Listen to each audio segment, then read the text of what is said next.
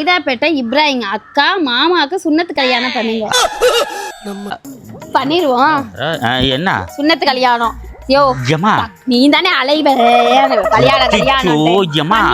அச்சிச்சோ சுன்னத்து கல்யாணம் என்னன்னு தெரியுமா உனக்கு? எனக்கு தெரியும். நல்ல ஒரு பொண்ணை பார்த்து நல்ல முறையில ஜமா சுன்னத்து கல்யாணம் அவனை சொல்லி நிறுத்துங்களேன்டா. நீ சொல்ற மாதிரி அது கல்யாணம் இல்லம்மா. நீ பாரு அஜய் தத்தி சொல்றது கேளு தத்தியே.